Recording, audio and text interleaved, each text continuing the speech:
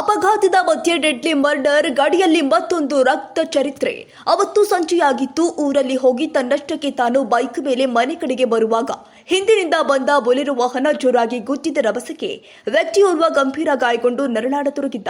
ಸ್ಥಳೀಯರ ಸಹಾಯದಿಂದ ಆತನನ್ನ ಆಸ್ಪತ್ರೆಗೆ ಸೇರಿಸಲಾಯಿತು. ಆದರೆ ವಿಧಿಯಾಟಕ್ಕೆ ಆಸ್ಪತ್ರೆ ಬಾಗಿಲಲ್ಲೇ ಕೊನೆ ಉಸಿರೆಳೆದ ವ್ಯಕ್ತಿಯ ಸಾವಿನ ರಹಸ್ಯ ಗೊತ್ತಾದ್ರೆ ನೀವು ಕೂಡ ಬೆಚ್ಚಿ ಬೀಳ್ತೀರಾ. ಹೌದು, ಅದು ಬೆಳಗಾವಿ ಜಿಲ್ಲೆ ಅಥಣಿ ತಾಲೂಕಿನ ಸಂಬರಗಿ ಅನ್ನೋ ಗ್ರಾಮ. ಈ ಗ್ರಾಮದಲ್ಲಿ ಭೂಮಿ ವಿಚಾರವಾಗಿ ಕೂಡಿಕೊಂಡ ವೈಮನಸ್ಸು ಕೊಲೆಯಲ್ಲಿ ಅಂತ್ಯವಾಗಿದೆ. ಹಂತಕರು ಪೊಲೀಸರಿಗೆ ಚೆಳ್ಳೆ ಹಣ್ಣು ತಿನ್ನಿಸಿ ಅಪಘಾತವೆಂದು ಬಿಂಬಿಸಿ ಕೊಲೆ ಮಾಡಲಾಗಿದೆ. ಆದರೆ ಕಿಲಾಡಿ ಪೊಲೀಸರು ಕೇವಲ 24 ಗಂಟೆಯಲ್ಲಿ ಆರೋಪಿಗಳ ಹೆಡೆಮುರಿ ಕಟ್ಟಿ ಜೈಲಿಗಟ್ಟಿದ್ದಾರೆ.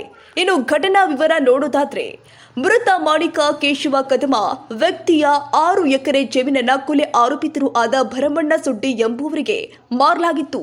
ಆದರೆ ದುಡ್ಡಿನ ವಿಚಾರವಾಗಿ ಇಬ್ಬರ ನಡುವೆ ಗಲಾಟೆ ಕೂಡ ಆಗಿತ್ತು. ಸುಮಾರು ವರ್ಷಗಳಿಂದ ಕೋರ್ಟ್ನಲ್ಲಿ ಇದ್ದ ಭೂಮಿ ವಿವಾದಕ್ಕೆ ಇನ್ನೇನು ಕೊನೆಗಳಿಗೆ ಬಂದಿತ್ತು ಅನ್ನೋ ಮಾತುಗಳಿಂದ ನಮ್ಮ ಭೂಮಿ ಕೈ ಬಿಡುತ್ತೆ ಎಂಬ ಸಂಶಯದಿಂದ ಮೃತ ಮಾಣಿಕನನ್ನ ಕೊಲೆ ಮಾಡಲು ಪ್ಲಾನ್ ಒಂದನ್ನ ಹಾಕಿ ತನ್ನ ಅಳಿಯಂದಿರು ಹಾಗೂ 3 ಅಣ್ಣ ತಮ್ಮಂದಿರು ಸೇರಿ ಸಂಚು ರೂಪಿಸಿ ತಮ್ಮ ಹೊಸ ಬೊಲೆರೋ ಪಿಕಪ್ ವಾಹನದಿಂದ ಅಪಘಾತ ಮಾಡಿಸಿ ಕೊಲೆ ಮಾಡಿಸಲಾಗಿದೆ ಎಂದು ಕುಟುಂಬಸ್ಥರು ದೂರಿನಲ್ಲಿ ಉಲ್ಲೇಖ ಮಾಡಿದ್ದಾರೆ.